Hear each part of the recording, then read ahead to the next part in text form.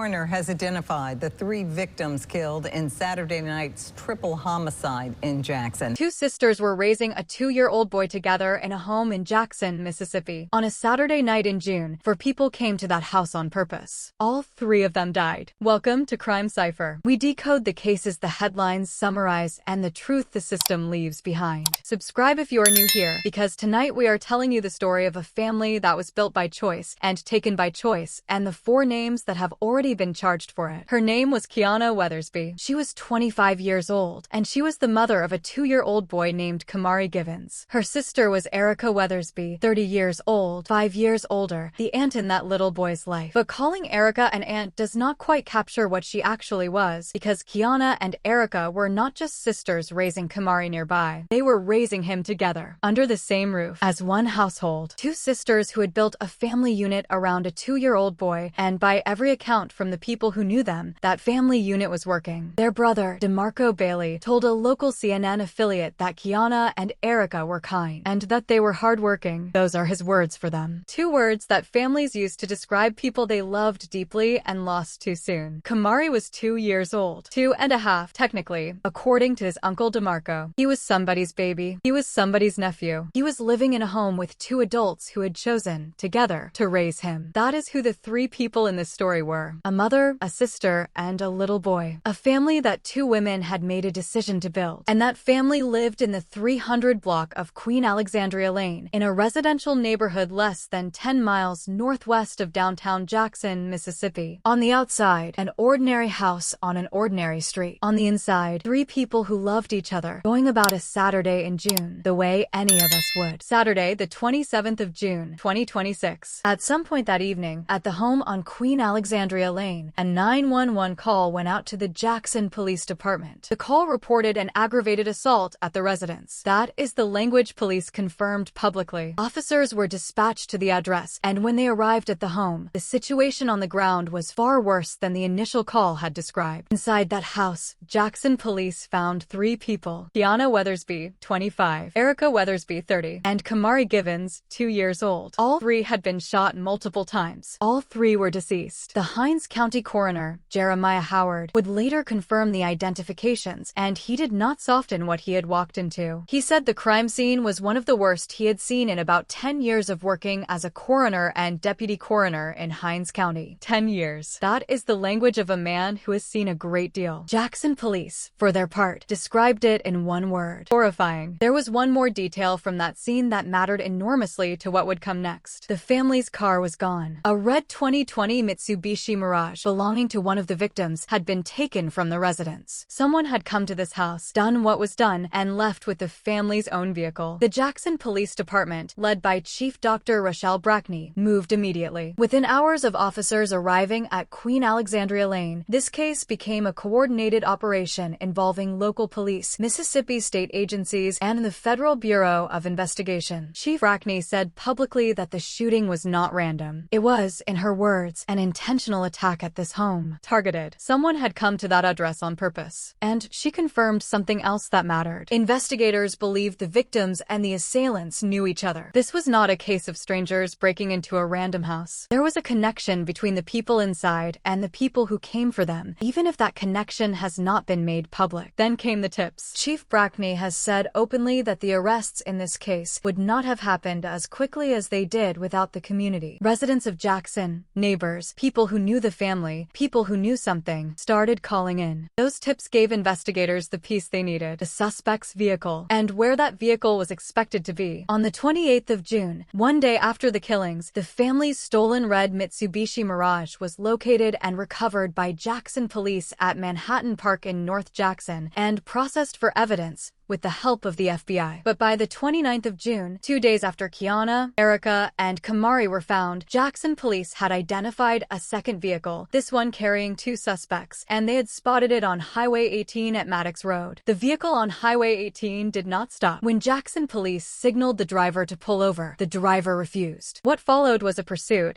and eventually officers were able to surround the vehicle and take the 2 men inside into custody. The first name released was Cornelius Carter, 28 years old. The second was Jordan Carter, also 28. Two men who share the same last name and who Jackson police confirmed publicly are not related. Both men were charged with capital murder. In the state of Mississippi, that charge carries the possibility of the death penalty. Cornelius Carter was charged with one additional count, being a convicted felon in possession of a firearm. That charge exists because Cornelius Carter has a criminal record that predates this case. In April of 2015, he was indicted for hitting 3 Jackson Police Department detectives with a vehicle he was driving. And while he was being held on those assault charges, he was charged again, this time with attempting to escape from the Hinds County Detention Center and causing damage to the facility. When officers took the 2 men into custody after the pursuit, they searched the vehicle. Inside, they recovered firearms, 3 of them in total: a 9mm handgun, an AR-style pistol, and a third weapon, a gold-colored handgun that police described only as unknown. All 3 weapons were sent for ballistic evaluation to determine whether they were connected to the shootings at Queen Alexandria Lane. Both men made their initial court appearances on the 30th of June, and both were denied bond. And at that moment, the Jackson Police Department publicly said something that opened the door to what would happen next. They had identified other persons of interest in this case. On the 30th of June, 3 days after Keyana, Erica, and Camari were killed, and on the same day the Carters were denied bond, Jackson police made a third arrest. Her name is Mikala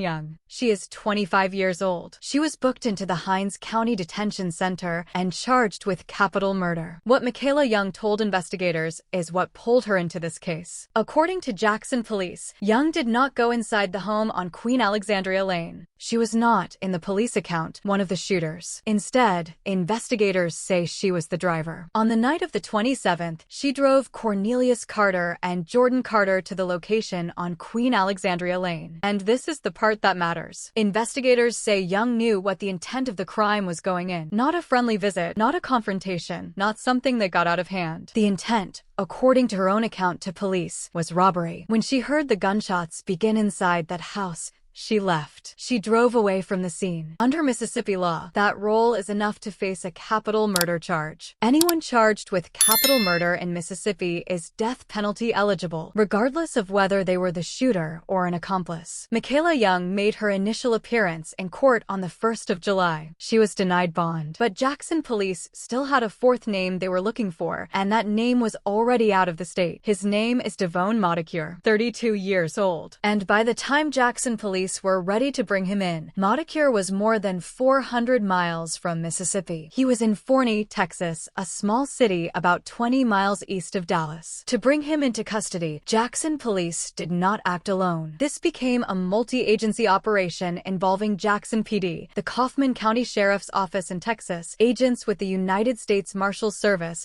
and officers with the Texas Department of Public Safety. On Wednesday, the 1st of July, at around 9:45 in the evening, that team moved on a location on the 1400 block of Kirkhill Lane in Forney. Devone Modacure was arrested there without incident. He was transported to the Kaufman County Justice Center and booked on a capital murder charge held on behalf of the state of Mississippi. On the 2nd of July, Jackson Police Chief Dr. Rochelle Brackney announced the arrest publicly at a news conference, and extradition arrangements were already being made to bring Modacure back to Jackson. For names, for capital murder charges: Cornelius Carter, Jordan Carter, Mikala Young, Devone Modacure. For people, from a Saturday night in June to a fugitive arrest in Texas 5 days later. And in the state of Mississippi, all 4 of them are now facing the possibility of a death sentence. But even with 4 arrests on the board, Jackson police have made it clear that this investigation is not finished. Chief Brackney has said on the record that officials have identified other persons of interest beyond the 4 already in custody. She has not offered a public motive,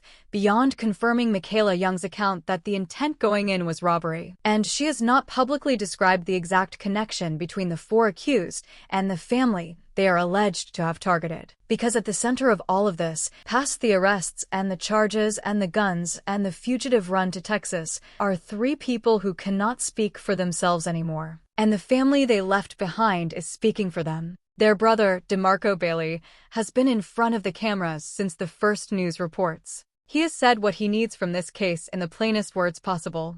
He said, "I just need justice. Not only for my sisters, but my nephew. He's only 2.5 years old." Come on now. A 2-year-old child. That is the voice of the last brother of 2 sisters and the last uncle of a nephew who is not even 3, asking the world to see what was taken from him. A homegoing celebration for Keyana Weathersby, Erica Weathersby, and Camari Givens is scheduled for the 11th of July at 11 in the morning at the West Haven Funeral Home Chapel in Hazelhurst, Mississippi. 3 services, 1 day, 1 family. 2 sisters and a little boy they were raising together, laid to rest at the same hour. Keyana, Erica, Camari. That is who this case is about. Not the pursuit on Highway 18, not the guns in the back seat, not the fugitive arrest in Texas. Those are the pieces of the investigation, and they matter. But the family 2 sisters built is what was taken here, and no arrest and no conviction and no sentence is going to bring that back. If you want to follow this case with us,